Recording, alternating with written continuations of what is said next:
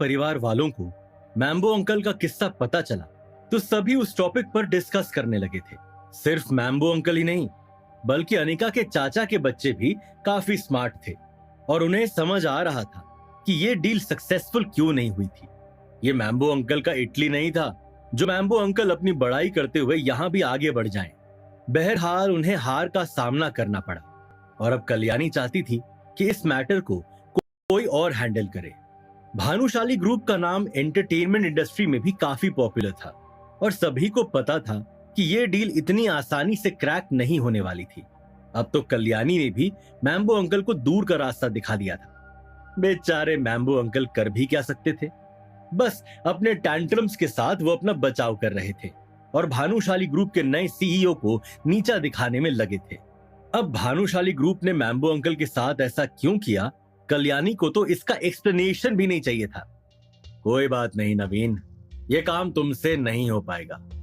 ये बोलते हुए कल्याणी के चेहरे पर गुस्सा और उदासी दिख रही थी। उन्होंने मैम्बो अंकल का कंधा थपथपाया और उन्हें थोड़ा कंफर्ट देने की कोशिश की। उसके बाद कल्याणी ने कहा, ये जो भानुशाली ग्रुप का नया सीईओ है, मैंने सुना है कि वो बहुत जवान है और इतनी कम उम्र में उसे इतनी बड़ी कंपनी के सीईओ की पोजीशन संभालने का मौका मिला है। इसमें कोई शक नहीं कि उस इंसान में घमंड नहीं होगा और ऐसे में वो हमारी जैसी फैमिलीज के साथ शुरुआती दिनों में ऐसा ही करेगा। ये बोलने के बाद कल्याणी ने एक पॉज लिया और सभी को देखते हुए बोली, लेकिन वो सीईओ ये भी कह रहा है कि वो हमारे खानदान के बाकी लोगों से मिलना चाहता है। अगर उसे उस इंसान में दिलचस्पी दिखी तो वो मीटिंग करके हमारे साथ खुशी खुशी डील फाइनल करने के लिए भी तैयार है। इसका मतलब मौका हमारे हाथ से गया नहीं है। तो अब मैं तुम सभी से पूछना चाहती हूँ कि तुम में से किसे ऐसा लगता है कि वो उस नए सीईओ के साथ मीटिंग करने में ज्यादा सूटेबल है। कल्याणी की बात सुनकर सभी लोगों ने डिस्कस करना बंद कर दिया और एक दूसरे को देखने लगे थे। अचानक से शांति छा गई थी। भानुशाली ग्रुप के नए सीईओ ने नवीन जावेरी को बिना मिले ही बाहर का रास्ता दिखा दिया था। ऐसे में अब जावेरी खानदान के बाकी लोग सोच रहे थे कि कौन वहां जाकर हलाल होना चाहता है। जब किसी ने भी आगे आने की पहल नहीं की तो कल्याणी का चेहरा और भी ज्यादा सख्त हो गया। कल्याणी ने अपनी आवाज ऊंची करते हुए कहा, क्या तुम में से कोई भी वहां नहीं जाना चाहता है? एक तरफ जहां सभी लोग खामोश थे तो वहीं अचानक से मैम्बो अंकल के दिमाग में एक खुराफाती आइडिया आया और उस आइडिया के बारे में सोचते हुए उनके चेहरे पर शातिर मुस्कान आ गई। तुरंत ही वो अपनी चेयर से उठे और जोर से चिल्लाते हुए बोले, माँ, मुझे लगता है कि उस नए सीईओ से बात करने में हमारी अनिका बेटी सबसे ज्यादा सूटेबल है। मैम्बो अंकल की वजह से सेंटर ऑफ अटेंशन पूरी तरह से अनिका पर आ गया था। अनिका ने मैम्बो अंकल की ओर देखा जो कल्याणी के पास खड़े होकर हंस रहे थे। ये देखकर अनिका का दिल गुस्से से भर उठा था। हालांकि वो बहुत अच्छे से जानती थी कि मैम्बो अंकल ये सब क्यों कर रहे हैं, जिससे वो अनिका के लिए प्रॉब्लम्स क्रिएट कर सके। लेकिन अनिका ने ये एक्सपेक्ट नहीं किया था कि मैम्बो अंकल इतने बेशर्म हो जाएंगे कि इतने हाई प्रोफाइल मैटर में सीधा उसे इन्वॉल्व कर देंगे। अगर नवीन जावेरी, जिसका सूरत में बहुत अच्छा नाम है, वो ही भानुशाली ग्रुप के नए सीईओ को हैंडल नहीं कर पाया तो भला अनिका किस खेत की मूली है? ऐसा ही कुछ अनिका भी अपने बारे में सोच रही थी और यही सोचते हुए उसने कहा, मैं? दादी, ये मैटर? अनिका मन ही मन बहुत गुस्सा थी और साथ ही साथ ये भी सोच रही थी कि कैसे इस मामले से बाहर निकला जाए। लेकिन इससे पहले कि अनिका कल्याणी को समझाते हुए अपना कोई रीजन देती, मैम्बो अंकल यानी नवीन जावेरी ने बीच में टोकते हुए कहा, अनिका बेटी, तुम्हारी दादी भी चाहती है कि तुम जावेरी खानदान के लिए कुछ कंट्रीब्यूट करो। तुम्हारे पापा ने इतना कुछ किया है, क्या तुम्हारा कोई फर्ज नहीं? क्या तुम इस रिस्पॉन्सिबिलिटी से बचने का कोई एक्सक्यूज तो नहीं ढूंढ रही हो? अनिका के एक्सप्रेशंस देखकर मैम्बो अंकल को मजा आ रहा था। अपने चेहरे की मुस्कान को और बढ़ाते हुए उन्होंने कहा, मुझे पता है कि तुम्हारी अंजी कॉर्पोरेशन पिछले कुछ महीनों से घाटे में चल रही है और तुम्हारा बहुत नुकसान भी हो गया है। अपनी कंपनी को पटरी पर लाने के लिए तुम्हें अभी भी बहुत सारे कैपिटल की जरूरत है ना? ये मैं तुम्हारे अच्छे के लिए कर रहा हूं। अगर तुमने जावेरी खानदान में अपना कंट्रीब्यूशन दिया और तुम्हारी वजह से अगर हमारी डील क्रैक हो गई तो तुम्हारी दादी तुम्हारी कंपनी को बैंकरप्ट होने से बचा सकती हैं। अपनी बात खत्म करने के बाद मैम्बो अंकल तुरंत ही कल्याणी की तरफ हल्के से झुके और उनके कान में फुसफुसाते हुए कहा, माँ, मुझे लगता है कि अनिका इस काम को करने के लिए सबसे ज्यादा काबिल है। आपको क्या लगता है? कल्याणी के दिल में मैम्बो अंकल की एक अलग ही रिस्पेक्ट थी।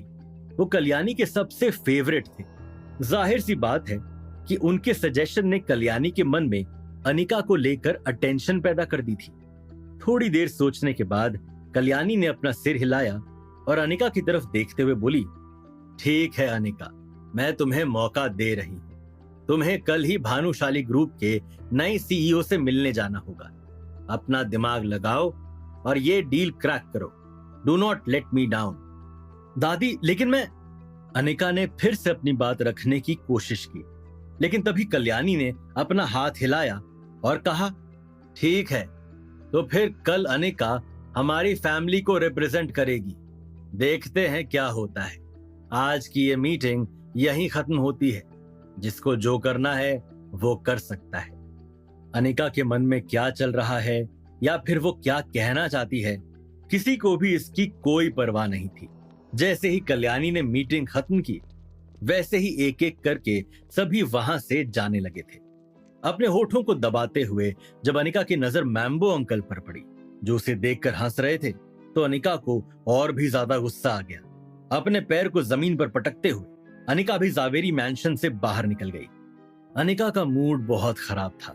घर आने के बाद जितना ज्यादा वो कल की मीटिंग के बारे में सोच रही थी, उतना ही ज्यादा उसे अनकंफर्टेबल फील हो रहा था। जावेरी खानदान में सभी को पता था कि भानुशाली ग्रुप के साथ डील करना नेक्स्ट टू इम्पॉसिबल है, और अब ये इम्पॉसिबल टास्क अनिका के सिर पर आ गया है। उसे कोई आइडिया नहीं था कि वो कल भानुशाली ग्रुप के नए सीईओ के साथ मीटिंग में क्या करने वाली है। और यही सब सोचते हुए अब अनिका को बहुत घबराहट होने लगी थी। जब अनिका को कुछ भी समझ में नहीं आया, तो अनिका ने अपनी कजन भाग्या को कॉल लगाया और उसे उसके साथ चलने के लिए कहा। साथ ही साथ अनिका भाग्या से यह भी जानना चाहती थी कि क्या उसके पास कोई अच्छे सजेशंस हैं, जिसकी वजह से अनिका का काम आसान हो जाए। भाग्या अनिका से छोटी थी, लेकिन बिजनेस मैनेजमेंट की पढ़ाई कर रही थी, और इसलिए अनिका उससे हमेशा कोई ना कोई सजेशन तो लेती ही रहती थी। चूंकि भाग्या छोटी थी, इसलिए जावेरी खानदान उसे तो भानुशाली ग्रुप के सीईओ से मिलने का मौका नहीं देगा। लेकिन तो क्या हुआ, कम से कम वो अपनी बहन अनिका की मदद तो कर सकती है। फिर क्या था, तुरंत ही भाग्या अनिका के घर आ गई और दोनों कल की होने वाली मीटिंग के बारे में डिस्कशन करने लगे। डिस्कशन के बाद अनिका को वाकई में लगने लगा कि शायद वो ये काम कर सकती है। अब ना तो उसे घबराहट हो रही थी और ना ही उसे कुछ कॉम्प्लिकेटेड लग रहा था। अनिका की बात सुनकर भाग्या को बोलने का मौका मिल गया। अनिका के करीब आते हुए उसने कहा, दीदी, नक्श कहीं दिखाई नहीं दे रहा है, घर पर नहीं है क्या? भाग्या के कदम फ्रिज की तरफ बढ़े और फ्रिज में से कोल्ड ड्रिंक का कैन निकालते हुए उसने कहा। मुस्कुराते हुए अनिका ने जवाब दिया, आज जब मैं सुबह निकली तो वो भी निकल गया था। मुझे नहीं पता वो कहाँ गया है, लेकिन अब तक तो वापस नहीं आया है। दीदी, मैं आपको बहुत एडमायर करती हूँ। आप बहुत हार्ड वर्किंग हो, लेकिन लाइफ में आपने एक गलती कर दी, नक्श से शादी। और मुझे तो ताज्जुब होता है कि आपकी शादी के 2 साल हो गए हैं, लेकिन आप उस इंसान से डिवोर्स लेने का सोच भी नहीं रहे हो। भाग्या की बात सुनकर अनिका ने एक लंबी गहरी सांस ली, लेकिन बोला कुछ नहीं। इससे भाग्या की हिम्मत और भी ज्यादा बढ़ गई और उसने कहा, आपको भी अपने बारे में सोचना चाहिए। ये नक्श आपके किसी काम का नहीं है। बड़ी माँ चाहती है कि आपको बच्चा हो, लेकिन इन 2 सालों में आप प्रेग्नेंट नहीं हो पाई और आपको नक्श के साथ फिजिकल भी नहीं होना है। ऊपर से आपकी कंपनी घाटे में चल रही है, इतना सारा कर्जा है। दीदी, अगर आप अपने लिए रिच एंड पावरफुल हस्बैंड ढूंढेंगी तो आपकी लाइफ पूरी तरह से सॉर्ट हो जाएगी।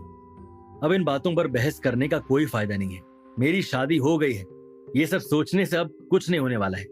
जैसे ही अनिका के मुंह से ये शब्द बाहर आए, वैसे ही भाग्या ने अपनी टोन बदलते हुए कहा, अरे तो क्या, जिनकी शादी होती है वो क्या डिवोर्स नहीं देते हैं क्या? अनिका ने मुस्कुराते हुए अपना सर हिलाया और इस बार भी उसने कुछ नहीं कहा। तभी अचानक से दरवाजे पर हरकत हुई और दरवाजे के खुलने की आवाज आई। जब अनिका और भाग्या की नजर दरवाजे पर गई तो उन्होंने देखा कि नक्श सीटी बजाते हुए अपनी ही धुन में दरवाजे से अंदर आ रहा है। अपने चेहरे पर नकली मुस्कान लिए भाग्या नक्श को बड़े गौर से देख रही थी और मन ही मन सोच रही थी, ये नक्श हमेशा टी शर्ट और शॉर्ट्स पहनकर घूमता है, इसके जैसा लूजर तो मैंने कभी नहीं देखा। जब नक्श ने भाग्या को देखा तो उससे उसकी आंखों में अपने लिए नफरत साफ दिखाई दे रही थी, लेकिन नक्श को कोई फर्क नहीं पड़ा। मुस्कुराते हुए नक्श अनिका के पास सोफे पर बैठ गया और अनिका को देखकर बोला, अनिका, तुम्हारी कंपनी को अभी भी बहुत सारा कैपिटल चाहिए, है ना? अनिका ने नक्श की बात पर ज्यादा ध्यान नहीं दिया।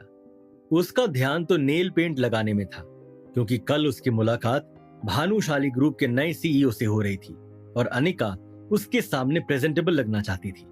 यही वजह थी कि अनिका खामोश रही और अपना काम करती रही। ये देखकर नक्श ने फिर से कहा, बताओ ना अनिका, तुम्हारी कंपनी को पैसा चाहिए ना? इस बार अनिका नक्श की बात सुनकर इरिटेट हो गई और कड़क अंदाज में बोली, तुम इस बारे में क्यों पूछ रहे हो? क्यों, तुम्हारे पास कोई खजाना हाथ लग गया है? क्या तुम अंजी कॉर्पोरेशन को नुकसान से बचा सकते हो? देखो देखो, शेर आया। तुम्हें लगता है कि तुम काफी इंटरेस्टिंग हो, लेकिन नहीं, तुम तो यूजलेस हो।